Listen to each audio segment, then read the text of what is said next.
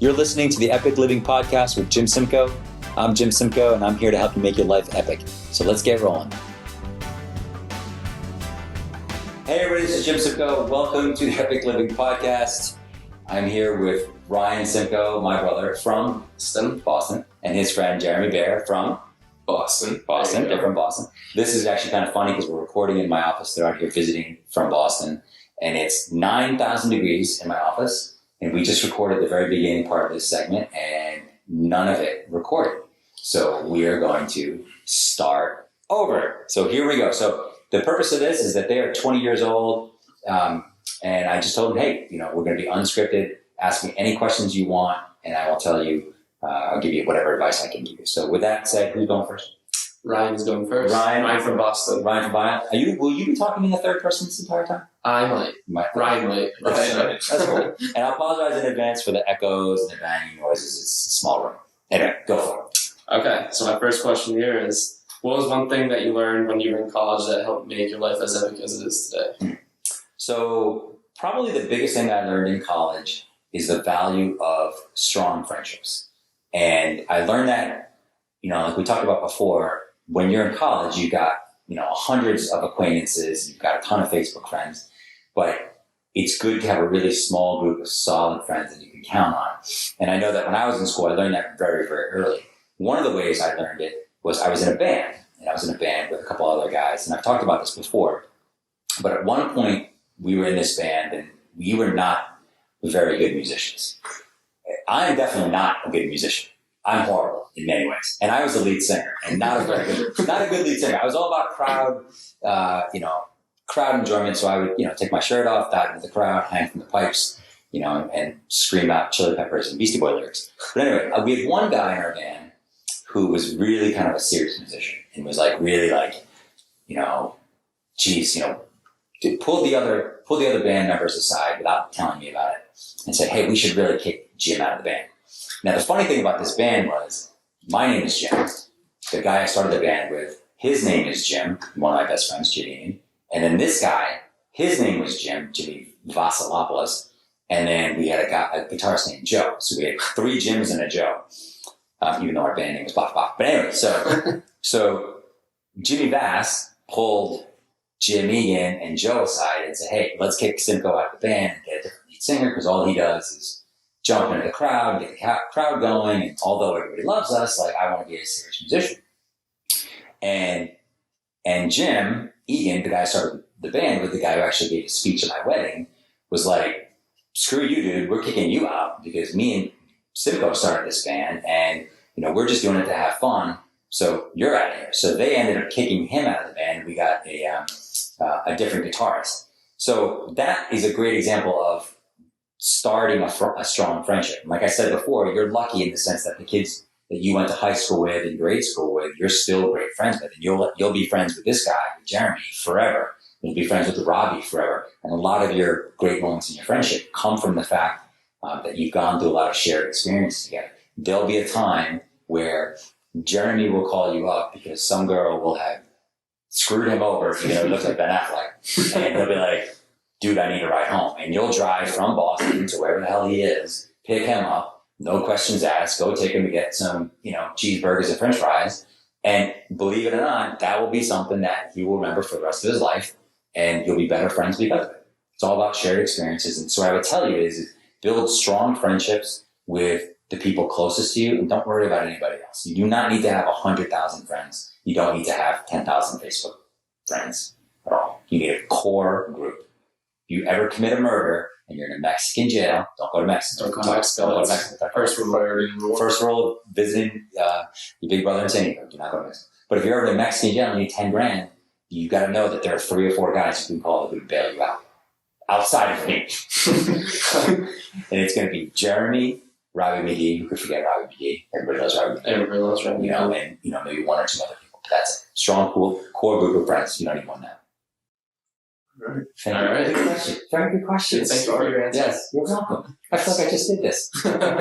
Jeremy? So, looks like it's my turn. All right. So, as someone who is in college now, don't really have a great idea of exactly where my life is headed after college. My question to you would be, how do you suggest I find fulfillment and purpose on a day-to-day basis without any set direction? Gotcha. Well, that's a great question in many ways, because just the fact that you're 20 years old and you're even thinking about finding fulfillment and purpose is a minor miracle as far as I'm concerned. Because most guys at 20 aren't thinking that, so you're way ahead of everybody else. That's the first thing. The second thing is, like we talked about this before, is even if you don't know what you want to do with your life right now from a career perspective, and I think this is where people get things screwed up, because like people say, like, what do you want to do with your life? We all immediately think, well, they're talking about job. Right. People, that's not necessarily what it could be. It's like someone says, what do you want to do with your life? Like someone asked me, I was like, I want to raise 2 awesome kids, have a happy marriage, and create a difference in the world and inspire other people. You know, how I do that and what job I do to do that is a whole different story. That's not the first thing in my head. But your generation, people say, well, what do you want to do with your life? People say that. So what I would say is, and like we talked about before, is you're at an interesting place where you can start developing your own personal belief system and how you're going to choose to live your life. How are you going to choose to treat women? How are you going to choose to treat your friends? What kind of friend are you going to be? What kind of man are you going to be? What do you believe in? What don't you believe in? Are you somebody who is, focused so much on money that you're like, okay, look, I'm going to commit to 40-hour-a-week corporate job because I need to make $200,000 a year no matter what, because it's that important to me? Or are you someone who says, well, I'm really an artist at heart and I may struggle a little bit, but I'm going to do what I really love doing. And like I was talking about before, Jeremy, who I met, 3 days ago, whatever, is a wonderful human being. We do, yes, everybody's laughing in here now. Anytime you get, that was such an uncomfortable moment. Ryan dropped this wrong. You didn't know what to do. Anytime you get 3 guys in a room talking about feelings or important stuff, everyone gets uncomfortable. So if you're listening and you feel uncomfortable, believe me, you're just like everybody else. But the fact that so we do these shower notes in our office where we write funny notes in our shower. My 2 daughters do it. Ryan, when he came out here with Robbie before, did it, and Jeremy's done it now too. But what struck me as interesting is Jeremy actually wrote a poem, a pretty awesome poem, I thought, actually, and was willing to post it on in the shower notes, which most people aren't willing to do that. Most people aren't going to have the balls to do that. So if you already have that ability and the willingness to do something like that, I would say start champion that as much as you can, because that's really unusual, and that's really, really, really awesome. Question number 3, Ryan? Question number 3. Yes. How did you decide to move out here in the first place, and what was one thing that helped you transition here?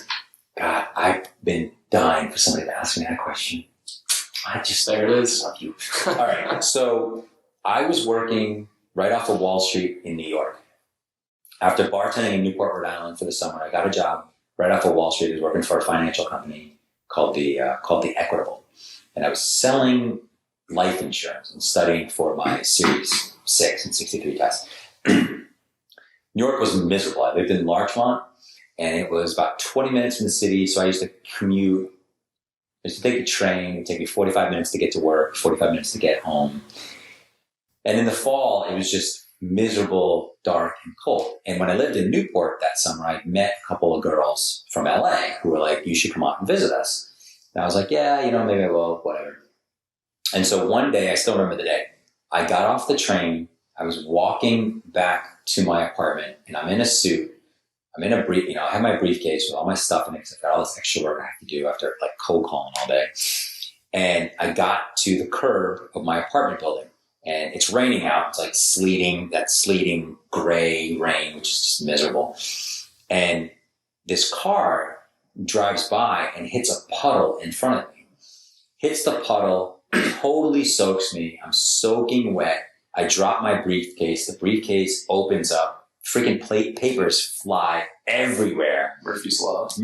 And I was like, this is ridiculous. Like, I gotta get the hell out of here. I called my friend Brooke that night, and I was like, I think I'm moving to California, and I think I'm moving in like a month. Like, can I come up to LA and see you guys? And she was like, yeah, of course. Come up and see us. So that night I made the decision to move to California. And my original goal was to come to San Diego But when I moved a month later.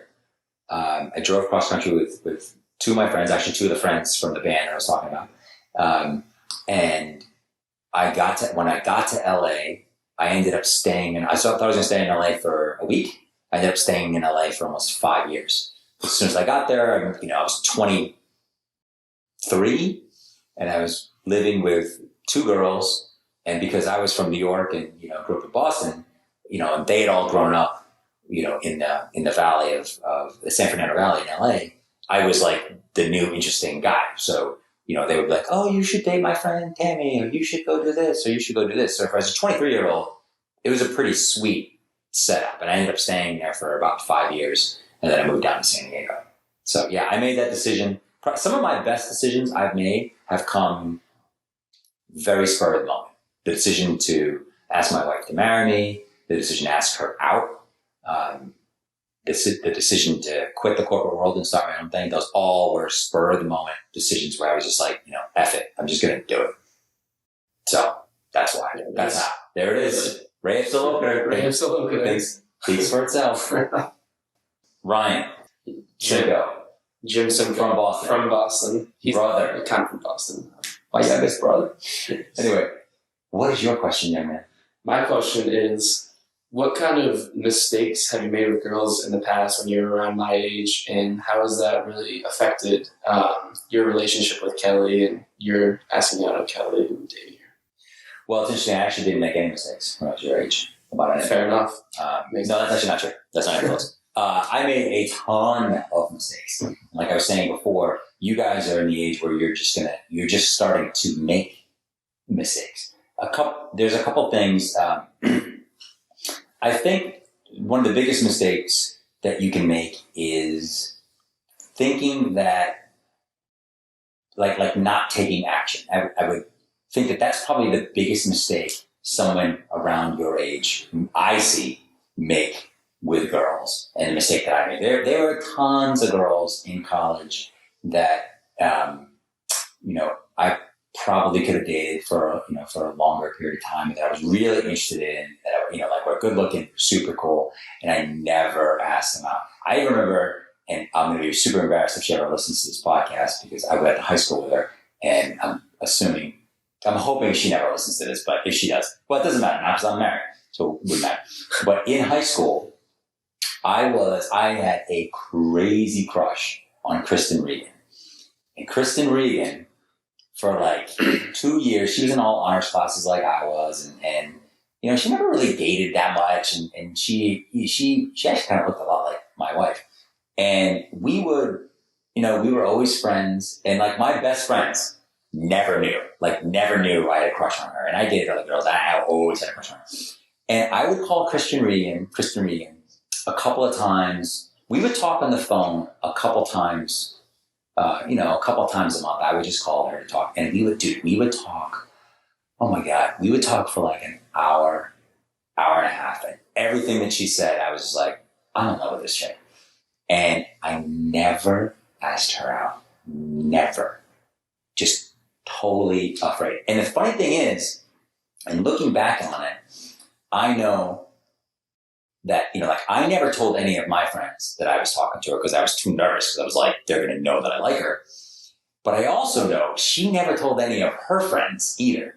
And I remember one time we were talking about the prom on the phone, senior prom or whatever it was. And I was like, yeah, are you going to go? And she's like, yeah.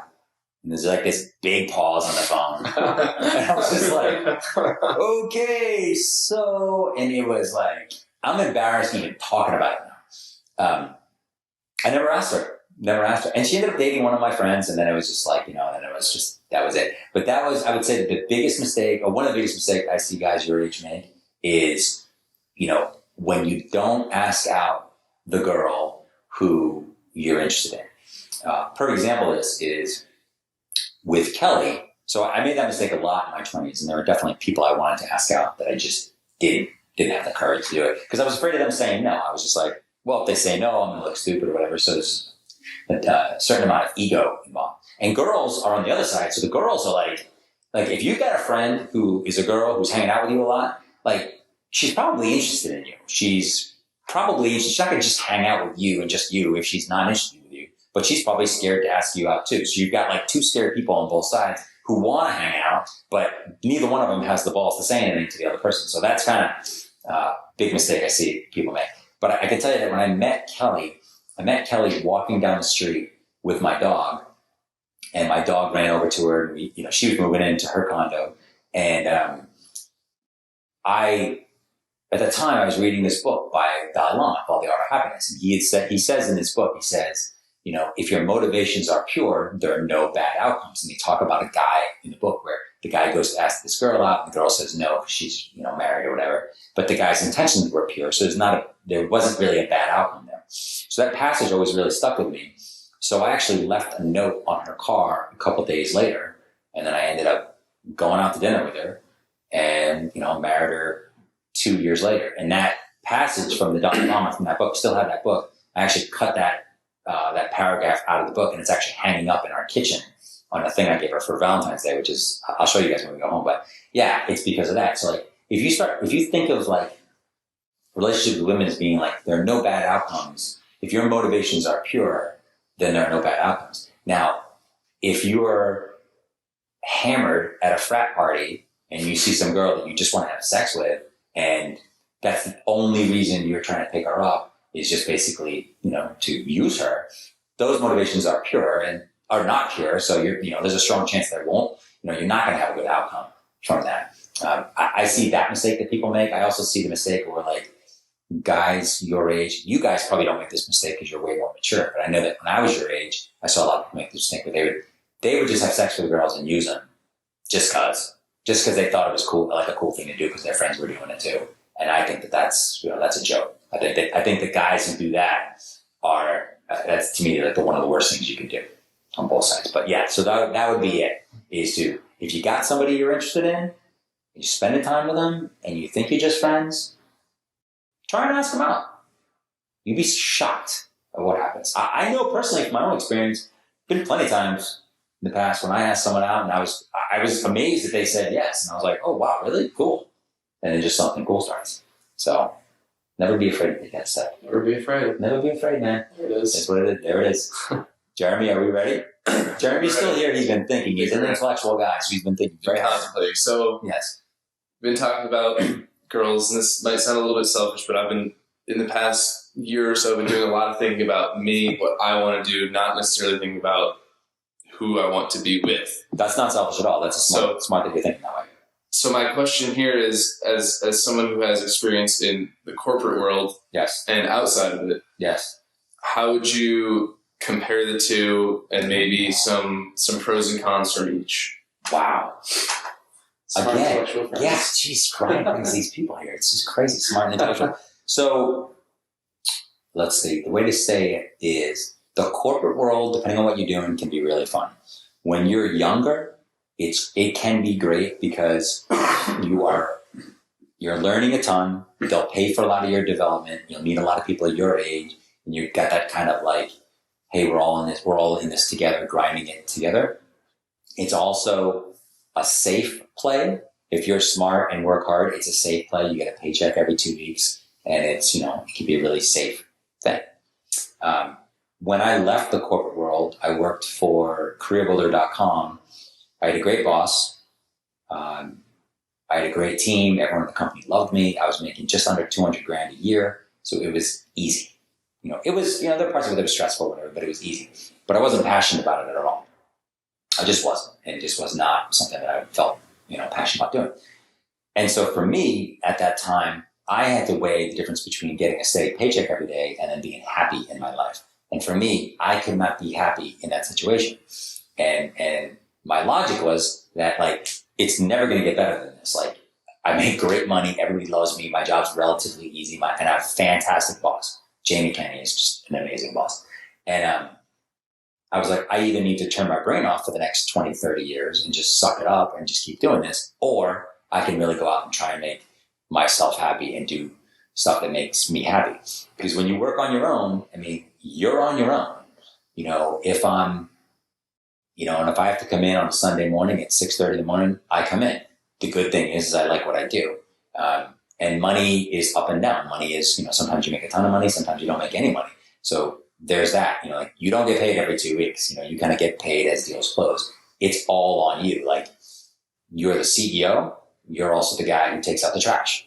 When the internet goes down, either you or your assistant are figuring that out. You hire everybody. You choose who you're working with.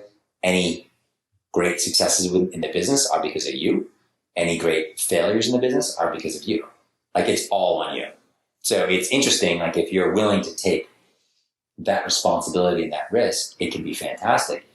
A lot of people aren't. A lot of people want to stay in the corporate world because it's safe.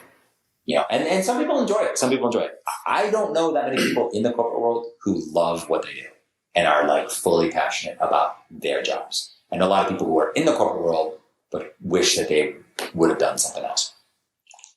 And to that point, that's not something I ever think about. Like I don't wake up saying, oh God, it's Monday. What a drag. Like I don't. I wake up on Monday. I'm like, let's do it. Let's go. Like I'm stoked to go. So it's just a difference. So it's something you'll figure out as you get older, like which one you like and which one you're better at and which one you're more passionate about. Cool. Right. Jim? Yes. How you surf a lot? Things yes. That you watch Patriots, obviously. Go Pats. Go Pats. Free Brady. Defend the wall. Defend the wall. Defend the wall. Hobbies of like that nature, doing CrossFit, things like that. How has that like impacted your life today? Made it better? I think the big thing for me personally is I need to have a varied life and be doing a lot of different things to make me happy. I can't just work and then just go to the gym. That doesn't drive me. I do CrossFit. I never thought I could do CrossFit, quite honestly, after having knee surgeries and back surgery. And I started that last year, and it's expanded my mind in a lot of ways and made me a lot stronger physically and mentally. Same thing with surfing, same thing with basketball, same thing with football. I do a lot of these things because I enjoy doing them, but I also enjoy challenging myself, like running marathons or whatever. And I also don't want to be the 45-year-old guy, who's overweight, out of shape, and just works all day long. Like I don't ever want to be that way. And I don't think that I have to be that way. I think a lot of people kind of get sucked into that life and they don't have anywhere else to go, and they just keep, they keep doing that. And I've always said that I'm just not going to be that way. So a lot of ways I want to be an example, not just for my family and my daughters, but for guys like me, for guys and women like me who are just, they've got a lot of responsibilities, but they can get out there and start doing stuff as well. So that's why. So I would say the impact on my life, it's great. It's great. I'm sore a lot, like from doing different things. Like right now, my legs are sore from going CrossFit and doing squats at 6 a.m. But I love it, and I love the fact that I'm the oldest guy in that class. Like, today I'm, everyone in that class is probably 15 years younger than me. So it's good. Nice. Yeah. Nice. Yeah. You ready for your question there, big man? God. 2 is a lot. 2 is a lot. 3 is tough. Do you have any more? Not right now. Not right now? All right. Yeah, we don't have to go through too anymore. I would tell you that in closing this out, you guys are in an interesting place in your life. The world is a lot different than when I was trying. When I was trying, we didn't have cell phones and internet and all that other stuff. We did have running water. We did have indoor plumbing, just throwing that out there. So it wasn't like I was born in the Stone Ages. But you're in an interesting place in your life, and there's a lot of great things ahead of you. Like your next 10 years, until you're 30, you're going to experience a ton of changes, and you're going to date some awesome people, and you're probably going to date some horrible people. Try to get out of those horrible relationships sooner rather than later. But I would tell you, whatever you do with this time, try to be true to your ideals and figure out, like we talked about with Jeremy earlier, like, what do you really believe in? What are the things that are going to drive you? What are the things that are important in your life?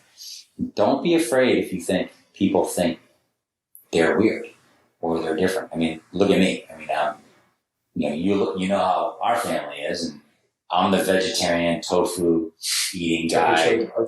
Tofu chili dogs guy going to Self-Realization Fellowship, and California. Like, I'm the weirdo. Quite honestly, I don't care.